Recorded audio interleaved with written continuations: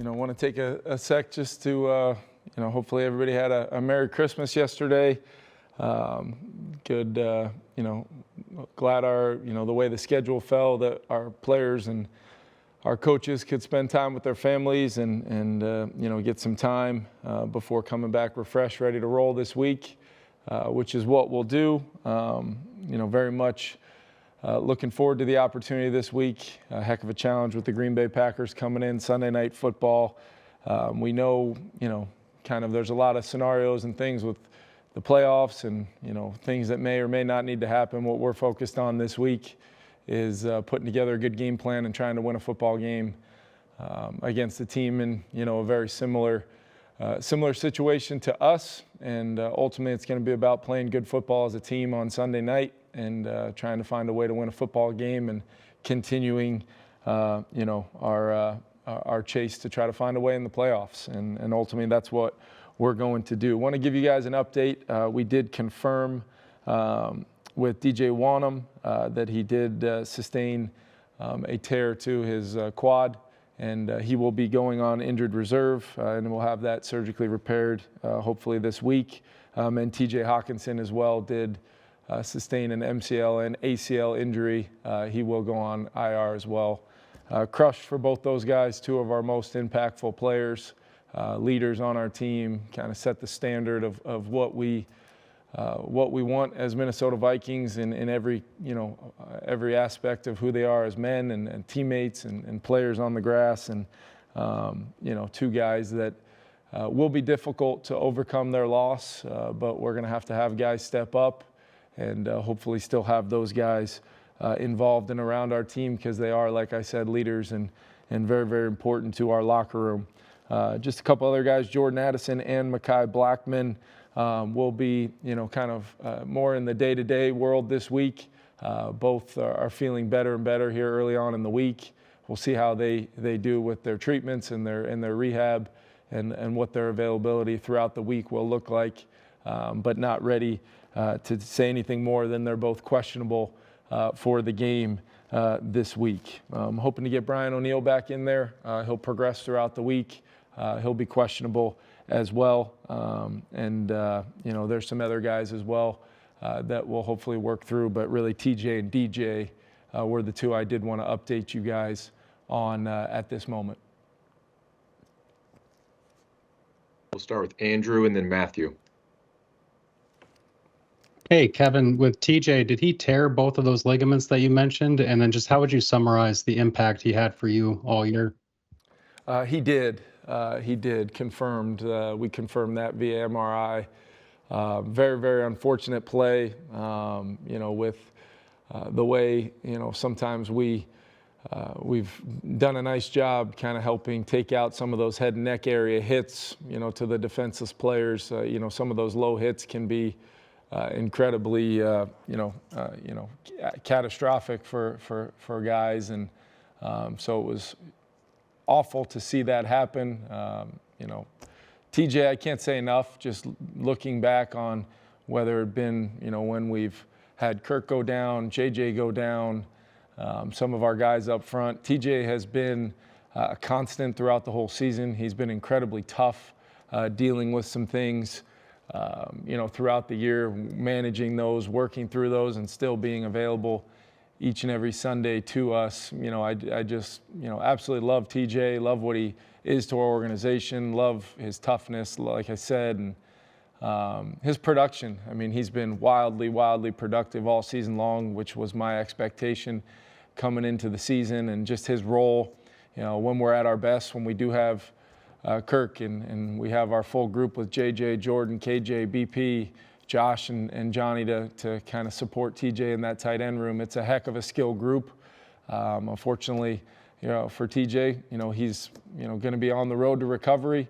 And I know he'll attack that with all the resources we have in this building, and knowing TJ, the type of player he is, I'm absolutely looking forward to when we can get him back rolling and ready to have a great 2024 season.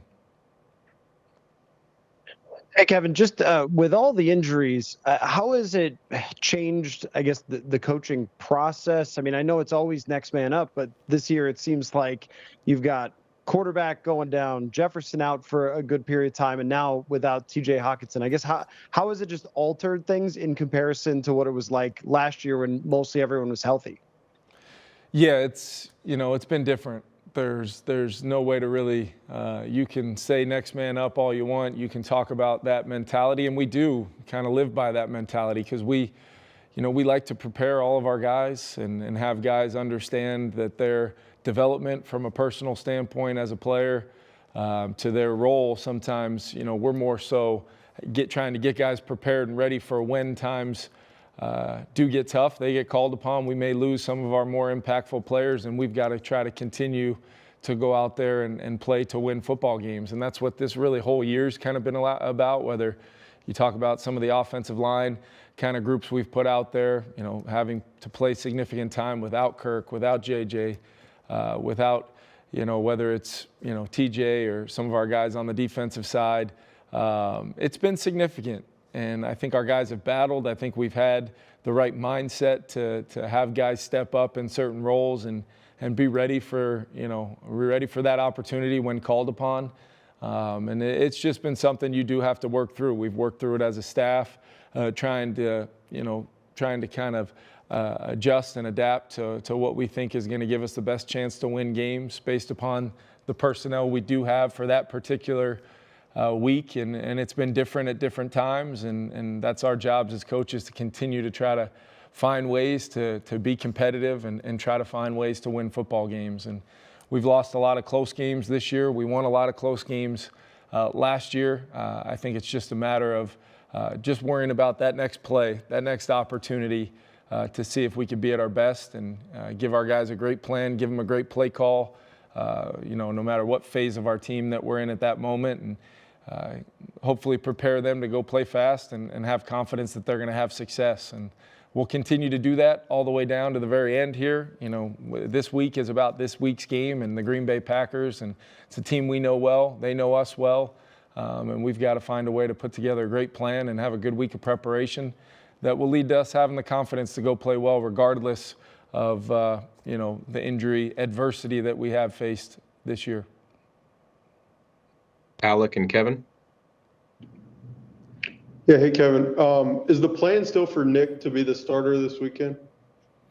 Alec, we're working through that right now, making sure that we go through a full evaluation process of the Lions game, of course, but going back to the Bengals game and taking a look at the inventory of really Nick's both of his starts. When he came into the game against the Raiders as well.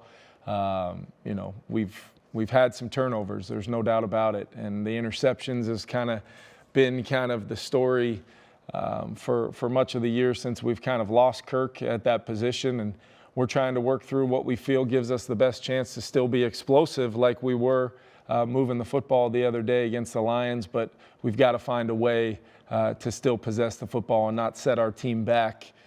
We've talked at great length about that turnover stat, that turnover margin, and just what it looks like when we break even as a football team over the last couple years, and that's our goal.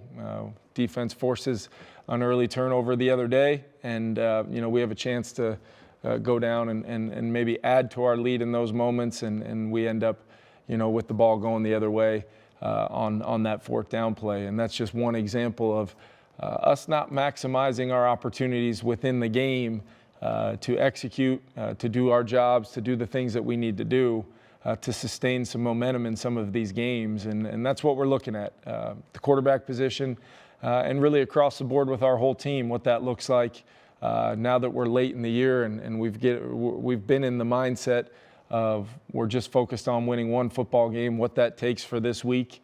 And we're in the process of working through that right now, and I'll definitely keep you guys posted throughout the week. Yeah, Kevin, along those lines, do you think at all, or during your evaluation of this, do you think that the desire to be explosive is part of what's causing some of these turnovers? I specifically looking back to the other day, previously at Cincinnati, Kev, it's hard to really quantify, exactly because each story kind of tells its own. But I believe, looking at the turnovers, I believe 4 or 5 of the last 6 interceptions did come on third down, where you do have to throw the football. You do want to try to convert and extend drives. And if you get man coverage, you get matchups either by design to get certain players on certain guys, and you feel like you have great opportunities on certain plays, and those end up being turnovers. I have a hard time thinking you're trying to be too explosive in those moments, especially when the turnovers are third down based, or you are able to get great protection out of the guys up front, help in the areas you need to get help on, based upon the personnel in the game. So I do know one thing: we would like to have a better, a more even fight in that time of possession. I do think we need to run the football more and run the football more effectively. But I will say, looking back on the individual stories of these turnovers over the last 2 games, they do come down to decision making. They come down to play intent and ultimately making the right decisions in the moment to find the open man and convert when we get those critical third down opportunities that will lead to us having more time of possession, more opportunities to score. I think the explosiveness the other day, when we did move the football, we scored pretty quickly, big chunk plays, and we're down in the red zone with a chance to score touchdowns. When we didn't do that, it was normally some situational football where the ball did go the other way. So taking a look at all of it, clearly, if we've got to try to reinvent ourselves, whatever way we need to do to still have success, to give ourselves a chance to win the football game without those negative plays, for sure, is always the intent of what we try to get done. Ben, and then Matthew. Yeah, Kevin, a little bit of a two-parter for me here. First, how many of the quarterbacks on your roster are you considering as possibilities for this week? And then with Jaren Hall in these last couple of weeks where he's been the number 2 guy and gotten a little more work in practice, how has he looked in those opportunities? Yeah, Jaren's gotten a little bit more work, and he's healthy now, having recovered from the concussion, and has really put together some solid weeks of preparation, knowing he's been 1 snap away. And part of these conversations are, we've got 3 quarterbacks on our roster right now, so we're really having a discussion and really taking a look at the evidence of what we think leads to the best decision that we can make for this week. And all 3 of those guys are worthy of being involved in that discussion, and we'll make the best decision moving forward that we think's in the best interest of us winning games. And like I said, we're going through that right now. Hey, Kevin, I just wanted to circle back on DJ Wanham. Just his season this year, he had to step in for Marcus Davenport. I guess, can you speak to what worked for him this year and how he kind of took that next step when he was given the bigger role? Yeah, I think when you look at DJ, the things that always jumped out with me, even knowing, going back to when we first brought Flo here, I thought he would be a perfect fit just because he's really 2 things in its purest form. He's very physical as an edge-setting outside linebacker in this defense, but he's also very versatile, very natural as a complementary rusher to Daniil or Marcus. There was a lot of times we had all 3 of those players when we did have them on the field, which was not much together because of the injuries. But there was a lot of times where we featured those 3 guys and really found some production with all 3 of those guys on the field at the same time. But then DJ's got the ability to drop in coverage. He's got the ability to be part of multiple kind of line game stunts up front, and athletically, football intelligence, baseline levels of so much beyond just the baseline, that he was really impactful for our defense. I know our coaching staff, the rest of the guys on that defense, they know, you could feel it in the moment when DJ went down the other day, just what he means to us and our team, the locker room, and it's going to be a big loss. We've got to try to find a way to overcome, and what that looks like schematically and personnel-wise, we'll work through it. But I'm glad you asked about that, because DJ Wanham to me has been one of our true impact players this year, and a guy that has made a lot of critical plays that helped us win a lot of football games and really stay as competitive as we have, despite maybe not having, the type of year we had from a health standpoint a year ago. DJ's been one of those guys that his improvement and his impact has been critical for our team. Kevin? Yeah, Kevin, just circling back on quarterbacks one more time. Do you imagine this will be an evaluation process throughout the week of practice, and that the practices could have an impact on your decision, or do you think you'll have somebody settled in your mind by the time you guys get rolling tomorrow?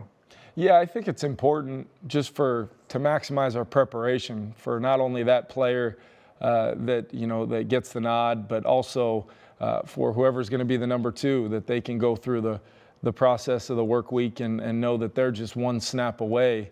Because the way this season has gone, we absolutely need to prepare for not only who's going to be the starter, we need to prepare for who would be the next man up, who would be the guy, if in case of that true emergency number 3, and make sure we're preparing all those guys accordingly, not knowing how Sunday will go. But I also think it's important for the other guys in the huddle to know and get reps with that guy, hear that voice in the huddle, hear him at the line of scrimmage with his cadence, going through audibles, going through checks, all of those things. So I do think we're working through it for sure, making sure we exhaust this process, but we do want to have some clarity as the week continues, so our guys can have that kind of clarity.